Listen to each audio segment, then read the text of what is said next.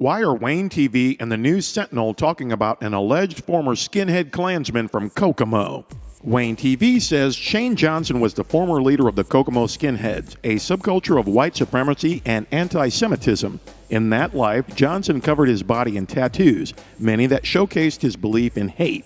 Johnson began the lengthy process of covering the hate at New Republic Tattoo Parlor in Fort Wayne. Artist and New Republic owner Donnie Manco created the tattoo coverings. He began with coverings on Johnson's neck and will move later to his hands and throughout the rest of his body. The News-Sentinel says Johnson, 25, a native of Shelbyville, was indoctrinated into the beliefs of white supremacy from the very beginning, with his father being the driving factor.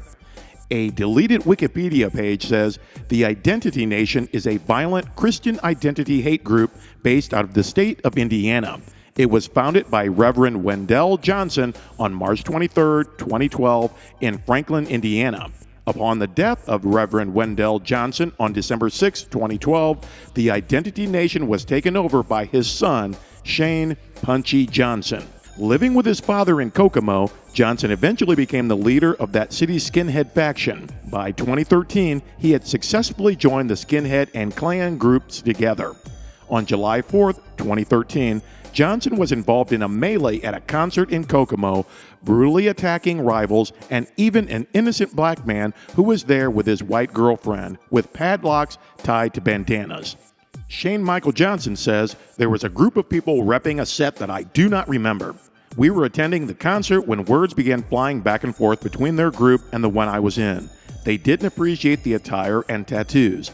Words escalated to a large brawl between them and us. After the brawl, I attacked the guy with his girlfriend who was standing there watching the fight. There was no reason for it. He was an innocent bystander." The rock and roll band Blue Oyster Cult, famous for the song "Don't Fear the Reaper," performed at the Haynes-Apperson Festival at the Kokomo Performing Arts Pavilion in Foster Park on July 4, 2013. Sandy Pearlman's contributions to the Blue Oyster Cult are innumerable. He was there from the beginning, groomed the formative band for label readiness, became their manager, produced their records, supplied lyrical content and concept, and more. Sandy Pearlman is also the one who came up with the band's earlier names, Soft White Underbelly and Stalk Forest Group. The first came from a quote by Winston Churchill saying that Italy was the soft white underbelly of Nazi Europe. Blue Oyster Cult is a white supremacy-influenced rock band that used to be called Soft White Underbelly. Shane Michael Johnson says, "You are actually right in your research.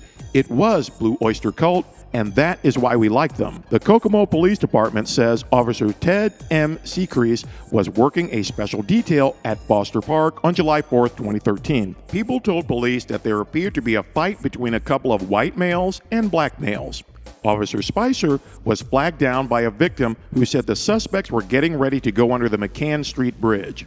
Officer Secrease made verbal contact with both males, later identified as Shane M. Johnson and Brandon M. Buckmaster.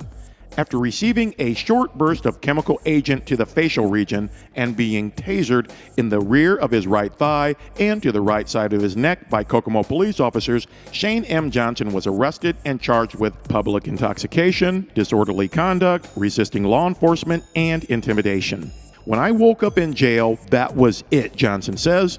"That was the moment when I was like, man, I'm going way downhill." Documents from Howard County Superior Court concerning the state of Indiana versus Shane Johnson say the public intoxication and disorderly conduct charges against Johnson, both Class B misdemeanors, are dismissed.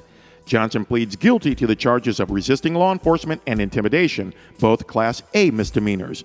Johnson receives 2 concurrent one-year sentences, suspended with 24 days served. The News-Sentinel mentions an innocent black man and his white girlfriend being attacked by Johnson.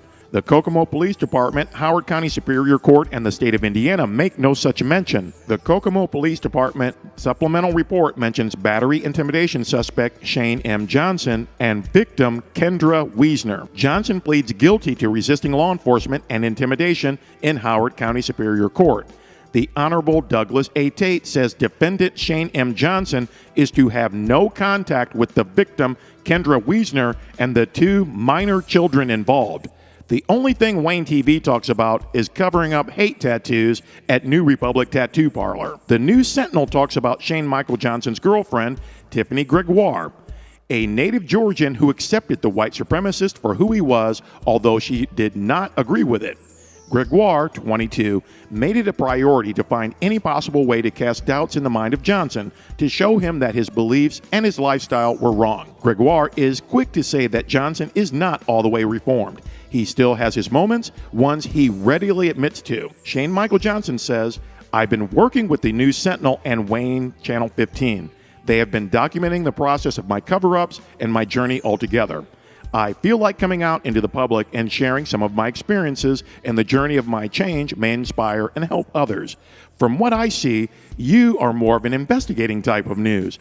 I'm not sure that my situation would be in tune with what you do." But Shane Michael Johnson still talks to me about being interviewed by the News-Sentinel and WANE-TV. Dean, I spoke about the Republican movement and how it's a more subtle message of exactly what we believe in. My words were, Republicans' message I've heard before, except the guys preaching it were wearing robes. My whole purpose was to speak out about how even the I'm not racist white people always gave us the nod. Most cops did, judges passed light sentences also, but at the same time, we had cops who would harass us, beat on us, etc., so I spoke about police brutality also. It's about standing up by exposing them and their way of thinking.